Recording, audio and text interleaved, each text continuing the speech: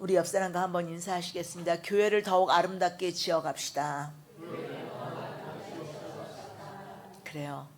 여러분들 우리 성도들 하나하나가 교회인 줄로 믿습니까? 그러니까 우리도 아름답게 더욱더 거룩하게 지어져 가야 될 줄로 믿습니다. 또 우리 성도들이 모임인 이 교회도 더 아름답고 주님 보시기에 기뻐하시는 모습으로 날마다 지어져 가기를 간절히 소원합니다. 아멘. 근데 어떤 교회에서요, 성전 건축을 시작하면서 부흥회를 했대요. 근데 부흥회 강사로 헌금을 작정하는 데 있어서 특별한 능력이 있다고 소문난 목사님을 모시게 됐다는 거예요. 이런 목사님을 모시고 부흥회를 하면 교인들이 건축 헌금을 많이 작정할 거라는 기대 때문이었겠죠. 근데 그 강사 목사님이 뜻밖의 제안을 하더랍니다. 강사료는 특별히 정하지 않을 테니까 대신에 작정 건축 헌금이 나온 액수 중에 10%를 달라는 거예요. 자기가 능력껏 받아갈 것이고 그렇게 되면 교회도 헌금 많이 나와서 좋은 거 아니냐, 이렇게 얘기를 한 거죠. 마치 무슨 비즈니스 거래하듯이 말입니다. 또 어떤 목사님은 이런 이야기를 하더라고요.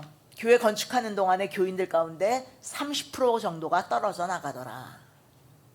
또 어떤 교회는 헌금 작정하는 당일날 교인 가운데 300명이나 출석하지 않더라. 또 어떤 사람은 어떤 교회를 다니기로 결정하고 몇 주 나갔는데 교회 건축을 계획 중이라는 얘기를 듣고 다른 교회로 발걸음을 옮겼다. 정말이지 이런 이야기들은요, 여러분, 성전 건축을 둘러싸고 건축 헌금을 하는 문제와 관련해서 들려오는 바람직하지 못한 이야기들이에요. 근데 실제로 이런 이야기들이 있어요, 사실. 교회 지도자들에게 있어서는 어떻게 하면 건축 헌금을 더 많이 내게 할 것인가를 고민하다가 생긴 잘못된 현상이고요. 또 교인들에게 있어서는 건축 헌금에 대한 잘못된 이해에서 비롯된 일이라고 아니할 수가 없는 겁니다. 모두가 다 너무도 인간적인 발상에서 나온 바람직하지 못한 이야기인 거죠. 정말이지 분명한 사실은 이렇게 해서 교회를 건축하는 것이나 건축 헌금을 걷고 내는 것을 하나님께서는 결코 기뻐하시지 않는다는 겁니다. 이는 결코 성전 건축과 관련한 하나님의 축복과는 거리가 먼 이야기들이고요. 결코 우리 교회에서 일어나서는 안 될 일인 줄로 믿습니다.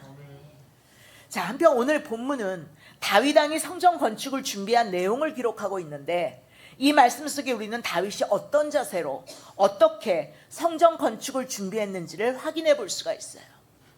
그래서 이 말씀 속에서 우리는 교회 건축에 대해서 어떻게 생각할 것이고 건축 헌금을 어떻게 해야 할 것인가에 대한 실제적인 문제에 대한 답을 좀 찾아봐야 될 것 같습니다. 물론 지금 우리 교회는 새롭게 건축하지 않습니다. 그러나 앞으로 교회가 더욱더 좋아지고 부흥하게 되면 건축할 수도 있지 않아요? 우리 오늘 최수 권사님 안 계신데 최수 권사님 언젠가 우리 교회 엘리베이터 것 때문에 이제 사람들이 왔다 갔다 하면서 보고 어떻게 하면 설치할까, 어디가 가능성이 있을까 막 이거 가지고 이제 얘기를 했을 때 우리 최수 권사님 옆에서 그러더라고요. 아유 목사님, 그냥 다시 건축하는 게 낫겠어요. 그래요. 하나님의 뜻이라면 또 그렇게 하시겠죠? 어쨌든 하나님의 뜻대로 되어질 줄로 믿습니다. 자, 그러면 우리는 교회 건축이라는 것에 대해서 어떤 자세를 가져야 될지 우리가 오늘 본문을 통해서 좀 생각해 볼 필요가 있는데요. 본문 1절 하반절 말씀을 좀 읽어보겠습니다. 이 성전은 사람을 위한 것이 아니요 여호와 하나님을 위한 것이라. 아멘. 그렇습니다. 다윗이 준비하여 짓고자 하는 성전은 사람을 위한 것이 아니고 하나님을 위한 것이라는 거예요. 이것이 바로 다윗의 확고한 신념이고 신앙이었어요. 세상에 수많은 건물들이 있지만 지금 자기가 준비해서 건축하고자 하는 하나님의 성전은 그 모든 건물들과는 분명하게 구별이 된다는 거예요. 세상의 다른 모든 건물들이 다 사람들을 위한 것이라면 이 성전만은 오직 하나님을 위한 것이라는 확고부동한 신앙이 있어야 된다는 거죠. 우리도 성전 건축에서 가장 기본적으로 생각해야 될 게 바로 이거라는 거죠.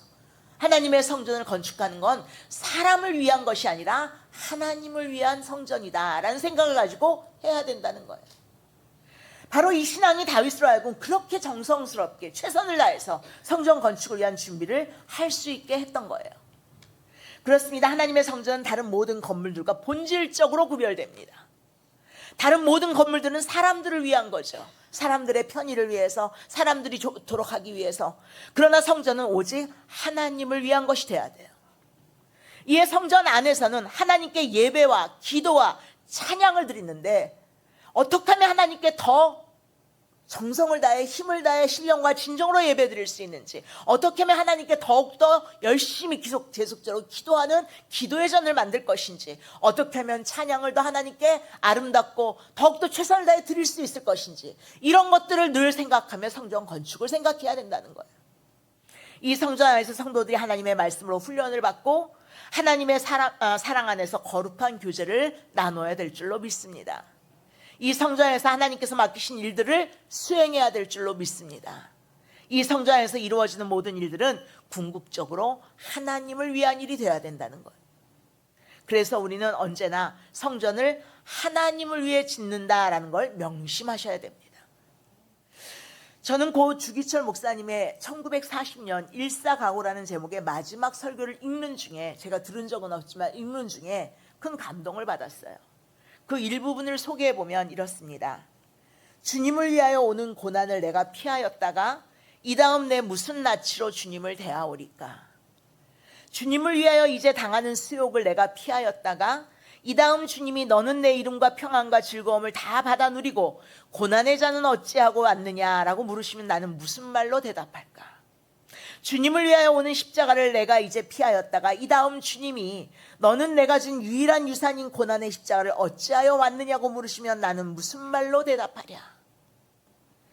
여기서 주기철 목사님은 지금 자기에게 다가오는 모든 고난이, 어려움이 주님을 위한 고난이라고 철저히 믿고 있는 거예요. 그리고 그 모든 고난은 주님을 위해 충성할 수 있는 더없이 좋은 기회다, 이렇게 생각하고 있는 거예요. 이 기회를 놓치면 나중에 땅을 치고 후회할 때가 올 것이라는 것이죠. 그래서 죽을 각오로 모든 고난의 쓴 잔을 주님을 위해 받았던 거예요. 여러분들 교회를 위해, 또 앞으로 교회 건축을 위해 우리가 만약에 고난을 수고하고 애써야 된다면 여러분들 그 모든 것이 주님을 위한 것임을 잊지 마시고, 여러분들 그 기회가 여러분들에게 있어서 더욱더 은혜와 축복의 기회가 될 수 있고 주님을 위해 충성할 수 있는 기회라고 기쁘게 받을 수 있기를 간절히 소원합니다. 성전이 주님을 위한 것이라면 그 성전을 건축하는 것이야말로, 그리고 성전을 건축하기 위해 건축 헌금하는 것이야말로 주님을 위해 헌신할 좋은 기회가 되는 것임을 우리는 분명히 생각해야 된다는 거예요. 물론 우리 교회는 지금 당장 성전 건축을 하는 것은 아니지만 건축 헌금을 통해 미리미리 성전 건축에 참여하고 있죠. 그죠? 그래서 건축 헌금을 작정하시고 하시는 분들도 계세요. 우리가 무슨 성전 건축을 지금 하는 건 아니지만, 그러나 이것은 바로 주님의 전을 위해서 내가 헌신하는 것이고 분명 이 다음에 주님께서 크게 칭찬하실 일일 줄로 믿습니다.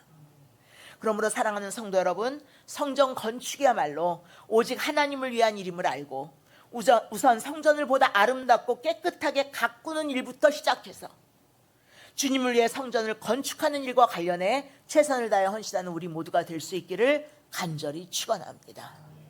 자, 그렇다면 어떻게 하는 것이 성전 건축을 위해 최선을 다해 헌신하는 것일까요? 특별히 오늘 본문을 보면 하나님을 위해 성전 건축을 준비하면서 다윗이 어떤 자세로 임했는지를 발견할 수가 있는데, 그 헌신의 자세야말로 우리가 본받아야 될 자세인 줄로 믿습니다. 첫째로 힘을 다하여 헌신했다는 거죠. 우리가 늘 생각해야 될 건 헌신의 자세는 힘을 다하여 하는 게 헌신이다. 여러분 본문 2절 상반절 말씀을 보시겠습니다. 하나님의 성전을 위하여 힘을 다하여 준비하였나니. 그렇습니다. 다윗은 자기 나름대로 온 힘을 다해서 준비했다라고 지금 고백하고 있는 거예요.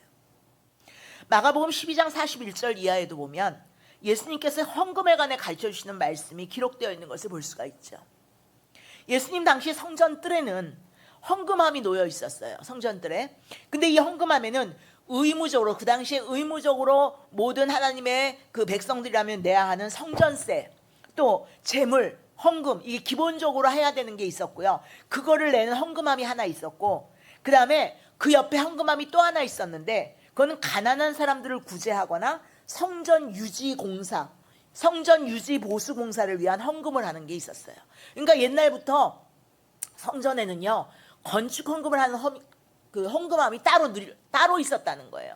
기본적으로 성전세, 기본적인 헌금, 재물 드리는 헌금함이 따로 있고, 또 옆에는 가난한 사람들을 구제하기 위해 또한 그 성전을 보수하고 유지하는데 필요한 그런 헌금을 하는, 건축 헌금을 하는 그러한 함이 따로 있었다라는 거예요. 그러니까 꼭 우리가 성전 건축을 해야 건축 헌금을 하는 게 아니라 이건 항시적으로 해야 되는 거라는 거죠. 그래서 우리도 건축 헌금을 늘 작정해서 늘 하고 있는 거예요.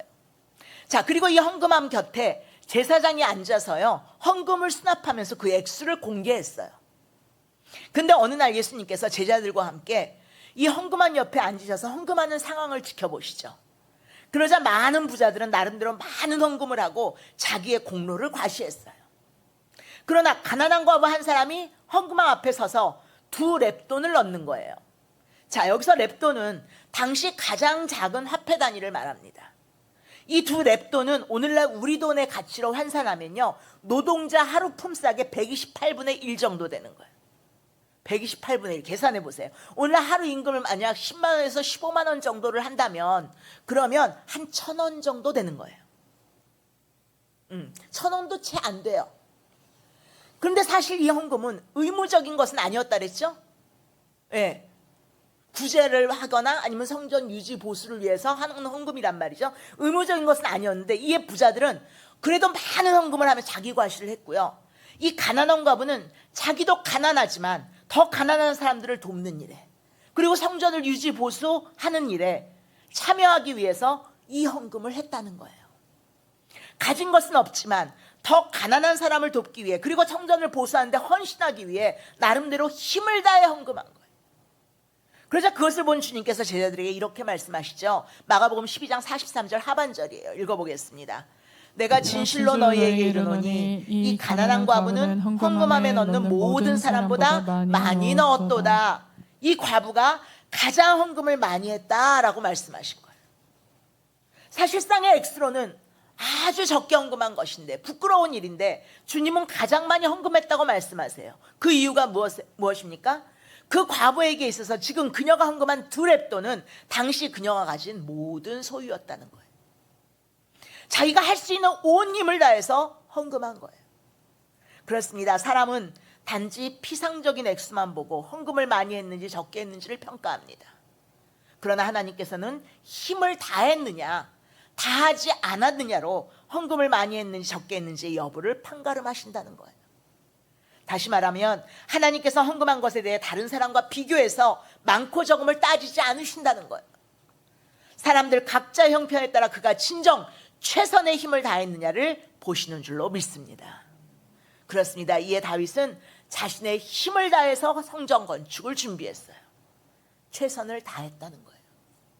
그러므로 이제 우리도 하나님의 성전을 건축하는 일과 관련해서 나름대로 힘을 다해 최선의 모습으로 헌신해야 될 줄로 믿습니다. 두 번째로, 또 다윗은 오늘 보니까 사랑하는 마음으로 헌신했다 그랬어요. 자, 본문 3절 말씀입니다. 읽어보겠습니다. 성전을 위하여 준비한 이 모든 것 외에도 내 마음이 내 하나님의 성전을 사모함으로 내가 사유한 그 문으로 내 하나님의 성전을 위하여 드렸노니. 자, 자기가 힘을 다해 성전 건축을 준비했지만 성전을 사모하고 사랑하는 마음에 자신이 가진 은과 금을 더 드렸다라는 말씀이에요. 이렇게 하나님께 대한 감사와 사랑이 마음에 가득한 것, 나름대로 최선을 다해 성전 건축을 준비했는데 그 누가 봐도 더할 수 없이 최선을 다했는데, 다윗이 가만히 생각해 보니까 하나님께서 자기에게 베푸신 은혜가 얼마나 큰지 이루 헤아릴 수가 없는 거예요. 본래 자신은 들에서 양치던 목자였거든요. 그런데 그렇게 보잘것없던 자신을 하나님께서 이스라엘의 왕으로 세우셨거든요. 그래서 사무엘하 7장 18절 하반절에 보면 다윗이 이렇게 고백하고 있는 것을 볼 수가 있어요. 주 여호와여, 나는 누구이오며 내 집은 무엇이기에 나를 여기까지 이르게 하셨나이까. 이렇게 하나님께 대한 감사와 사랑이 마음에 가득하니 하나님 위해 성전을 짓는데 뭐 더 할 것이 없나, 뭐 더 드릴 것이 없나 생각하게 되었다는 것. 그래서 자신이 개인적으로 소유하고 있는 금과 은으로 하나님의 성전을 위해 드렸다는 것이죠. 그럼 어쩌면은 여기 계신 분들 중에 아이고 나도 하나님이 나를 왕으로 삼아주시면 내가 충분히 이럴 수 있지. 여러분, 우리는요 다윗보다 더한 은혜를 받았다는 걸 아셔야 돼요. 다윗은 일국의 왕이 된 것으로 정말 더 감사했지만 우리는 여러분 하나님 나라의 자녀가 되었어요. 망할 죄인이었는데 하나님의 자녀가 되었어요. 믿습니까? 왕 같은 제사장이 되었단 말이에요. 여러분, 이거보다 큰 은혜가 없는 줄로 믿습니다. 찬송가 143장의 마지막 절을 보면 이런 가사가 있죠. 늘 울어도 눈물로써 못 갚을 줄 알아. 몸 밖에 드릴 것 없어 이 몸 바칩니다. 여러분들 이러한 마음이 있으십니까? 하나님의 은혜가 너무나 감사해서 늘 눈물이 날 지경인데 그 은혜를 어찌하면 갚을까를 생각해 보니 하나밖에 없는 몸이라도 바쳐야겠다는 거예요. 바로 이것이 우리가 하나님을 위해 헌신하는 바른 자세라고 하겠습니다. 여러분들 오늘 점심에 상추쌈을 맛있게 드셨죠? 여러분들 그것은 교회를 사랑하고 성도를 사랑하는 그 마음에 땀을 흘린 수고가 있었다는 걸 잊지 마십시오. 우리는 편안하게 시원한 데서 마음껏 먹었지만 여러분들 이 더위에 이번 주 얼마나 더웠어요. 얼마나 더웠냐고요. 떼약볕에서 그거 하나하나 한 입 한 입 따느냐고 얼마나 했었겠어요. 그게 사랑하는 마음 아니면 뭐 할 수가 없는 거예요. 여러분들 오늘 사랑을 드신 줄로 믿습니다. 배부르시죠?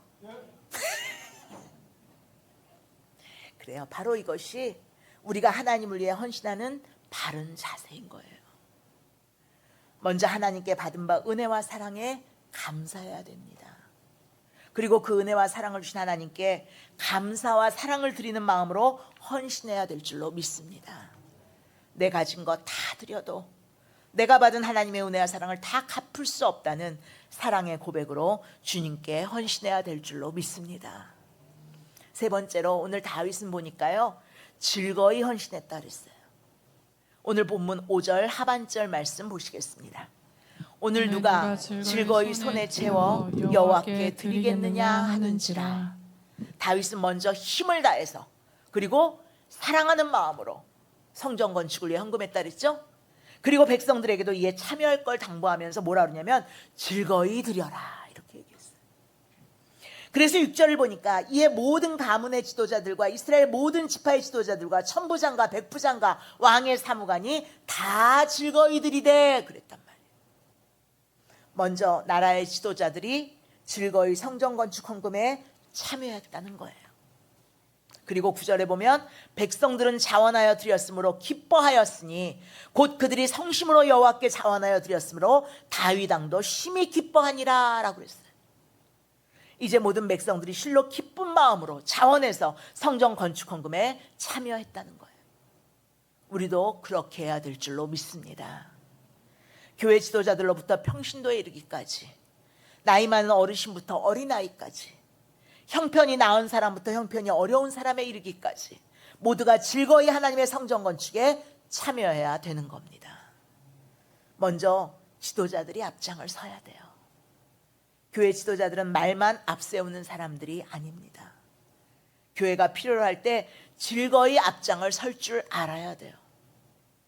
뒤에서 뒷짐지고 구경만 해서는 안 되겠습니다. 그래서 교인들의 본이 되어야 하는 것이죠.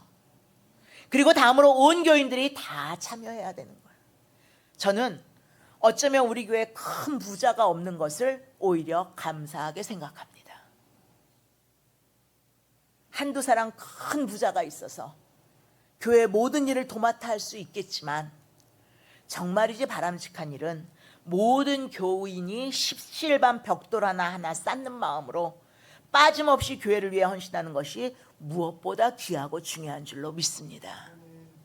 그래야 모든 교인들이 교회 사랑하는 마음이 커져서 교회가 더욱 아름답게 세워질 수 있기 때문이에요. 근데 여기서 중요한 것이 있어요. 교회를 위해 모든 교인이 헌신하되 억지로 헌신하면 안 된다는 거예요.